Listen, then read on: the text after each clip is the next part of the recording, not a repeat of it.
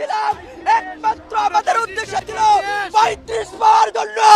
যদি আমাদেরকে 35 না দেয়, আমার বুকে এই 35-এর বুকে হাসিনাকে 5 বছরের মধ্যে পুনঃপ্রতিষ্ঠা করার জন্য একটা ভারত নীল নকশা আঁকলো।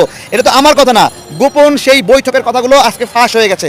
আপনারা দ্য মিরর এশিয়ান নিউজটা পড়েন, আপনারা সব পুঙ্খানুপুঙ্খানু পাবেন। ওইখানে ভারতের ডিফেন্সের লোক ছিল। সমালোচনা করা আর ক্ষমতায় বসে মানুষের দাবি দাওয়া পূরণ করা দুইটা টোটালি দুই জিনিস। মাত্র 2 মাসের মাথায় এই জিনিসটা সম্ভবত বুঝতে পেরেছেন ডক্টর মোহাম্মদ ইউনূস। দায়িত্ব গ্রহণ করেছেন প্রায় 2 মাস হতে চলল।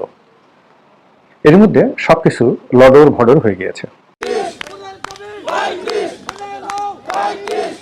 সম্মানিত দর্শক মণ্ডলী, শুরুতেই কিছু ভিডিও ফুটেজ দেখে অবশ্যই আপনারা এই বিষয়টি বুঝতে পারছেন যে আজ বর্তমান প্রেক্ষাপটকে সামনে নিয়ে মোস্ট ইম্পর্ট্যান্ট কিছু টপিক আপনাদের সাথে আমি শেয়ার করতে যাচ্ছি।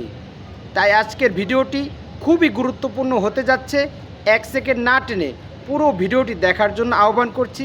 আর একটি ছোট্ট রিকোয়েস্ট করছি, তা হলো যদি আপনি আমাদের এই চ্যানেল নতুন দর্শক হয়ে থাকেন, অবশ্যই আমাদের এই চ্যানেলটি সাবস্ক্রাইব করে একটি লাইক দিয়ে পাশে থাকা বেল বাটনটি অন করে দিবেন।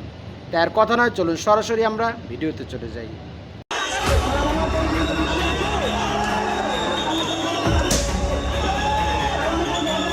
সরকারি চাকরিতে আবেদনের বয়সসীমা 35 বছর করার দাবিতে প্রধান উপদেষ্টার বাসার সামনে অবস্থান নেওয়া আন্দোলনকারীদের লক্ষ্য করে টিয়ার শেল ছুড়েছে আইনশৃঙ্খলা বাহিনী। চাকরিতে আবেদনের বয়সসীমা 35-এর দাবিতে আন্দোলনরতদের সাথে পুলিশের সংঘর্ষ হয়েছে। ঘোষণা দিয়েছেন দাবি আদায় করেই তারা ঘরে ফিরবেন।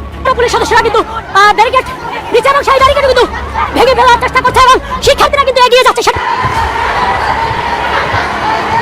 35 প্রত্যাশী, অর্থাৎ চাকরির বয়স 35 প্রত্যাশীরা কিন্তু এই মুহূর্তে শাহবাগ সমাবেশ শেষ করে কিন্তু তারা যমুনার দিকে কিন্তু রওনা দিয়েছে। অর্থাৎ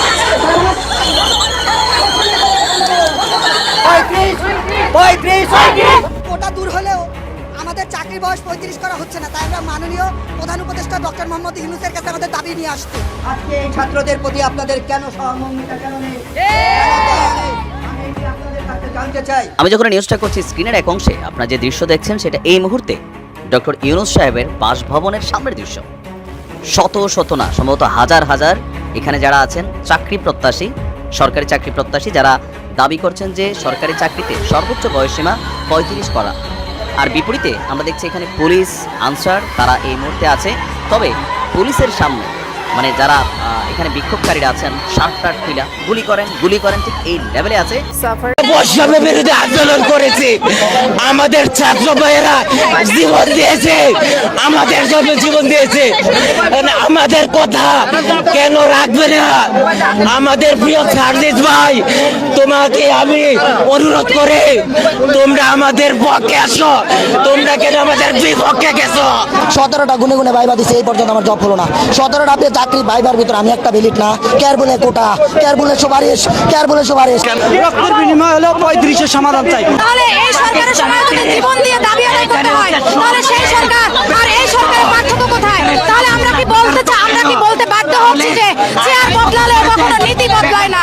আপনারা ভালোভাবে জানেন যে অন্তর্বর্তীকালীন সরকার আসার পর অনেকেই বিভিন্ন নৈতিক অনৈতিক যৌক্তিক অযৌক্তিক দাবি নিয়ে এই শাহবাগে উপস্থিত হয়েছিল, কিন্তু অনেক অনৈতিক দাবি অযৌক্তিক দাবি এখানে তারা সমর্থন দিছে। কিন্তু আমাদের এই 12 বছর ধরে এই যে একটা যৌক্তিক দাবি, তার কেন এটা মেনে নিতেছে না সেটা জবাব চাই। পুলিশ কেন এখানে টিয়ার সেল মারবে, গুলি মারবে? গতকাল ভারতে একটা গোপন মিটিংয়ের খবর আন্তর্জাতিক গণমাধ্যম মিরর এশিয়াতে আসছে, যেই গণমাধ্যমে উঠে এসেছে যে ভারতের অল পার্লামেন্টারিয়ান তারা একটা গোপন মিটিং করেছে। শেখ হাসিনাকে তারা কীভাবে রিসেটেল করবে অথবা পুনর্বাসন করবে এই বিষয়ে মিটিং হয়েছে। তারা সেখানে 1971 সালে ভারত যে এই আওয়ামী লীগকে জায়গা দিয়েছিল এবং এর পরবর্তী বিভিন্ন সময়ে আওয়ামী লীগ নেতাদেরকে ভারত জায়গা দিয়েছিল, এই বিষয়ে পুনরায় আলোচনা করেছে যে এইবারও তারা ভারত আওয়ামী লীগকে জায়গা দিবে কিনা। এটা বাংলাদেশের জন্য একটা অশনি সংকেত যে ভারত একটা পরিকল্পনা নিতে যাচ্ছে, যেই পরিকল্পনা হলো হাসিনাকে তারা পুনর্বাসন করতে চায়। এখন এটা একটা গুরুত্বপূর্ণ বিষয়। এখানে দুটো বিষয় আসছে তারা, একটা হলো 2 থেকে 3 বছর সময় একটা টাইম ফ্রেম উল্লেখ করেছে, আর একটা হলো 5 বছরের টাইম ফ্রেম উল্লেখ করেছে। এই দুটো টাইম ফ্রেম, একটা টাইম ফ্রেমকে তারা বলেছে যে 2-3 বছরের মধ্যে ক্ষমতা যদি পরিবর্তন হয় তাহলে বিএনপি ক্ষমতায় আসবে, এটা কোনোভাবেই হতে দেওয়া যাবে না। আর সম্মানিত দর্শক মণ্ডলী, অন্তর্বর্তীকালীন সরকারের প্রধান উপদেষ্টা ডক্টর মোহাম্মদ ইউনূস, আমরা সকলেই জানি মাত্র 2 মাস হয়েছে তিনি ক্ষমতার আসনে সমাসীন হয়েছেন, কিন্তু এই 2 মাসের মধ্যে তিনি একটি দিনেও শান্তিতে তিনি ওই ক্ষমতার আসনে বসে থাকতে পারেননি। অনবরত বিভিন্ন সংগঠন থেকে, বিভিন্ন ব্যক্তি পর্যায়ের পক্ষ থেকে আন্দোলন করেই চলেছে, আন্দোলন হয়েই যাচ্ছে। একটা আন্দোলন শেষ হতে না হতেই আরেকটা দাবি নিয়ে আর এক পার্টি, আর এক দল মাঠে নামছে। এরই প্রেক্ষিতে বর্তমান সময়ে চাকরির বয়সসীমা 35 নিয়ে প্রধান উপদেষ্টার বাসভবন পর্যন্ত ঘেরাও করা হয়েছে। অথচ এই বিষয়টি একটি আলোচনা সাপেক্ষ বিষয় ছিল এবং অবশ্যই এই সরকার যদি এটা যৌক্তিক কোনো দাবি হয় অবশ্যই এটা মেনে নেবেন, এটাই আমরা আশাবাদী। কিন্তু একটা মানুষ, একটা ভঙ্গুর দেশ, একটা ফ্যাসিস্ট সরকারের রোষানলে যে দেশটা একেবারে ভেঙে চুরে দুমড়ে মুচড়ে গিয়েছে, এই একটা দেশকে উপরে তোলার জন্য, সংস্কার করার জন্য কিছুটা সময় হলেও তো আমাদের ওনাকে দেওয়ার প্রয়োজন। কিন্তু আমরা যদি অস্থির চিত্ত হয়ে যাই, আমরা যদি পাগল হয়ে যাই, আমরা যদি উন্মাদ হয়ে যাই, আমরা যদি এই সরকারকে কোনো প্রকার সহযোগিতা না করি, তাদেরকে যদি সংস্কারমূলক কার্যক্রম করার জন্য আমরা যদি কোনো প্রকার সহযোগিতার হাত না বাড়িয়ে দিই, উল্টো যদি তাকে বসিয়ে আবার তাকে নামানোর জন্য অপচেষ্টায় লিপ্ত থাকি, তাহলে উনি হয়তোবা দ্রুতই নির্বাচনে ডাক দিবেন।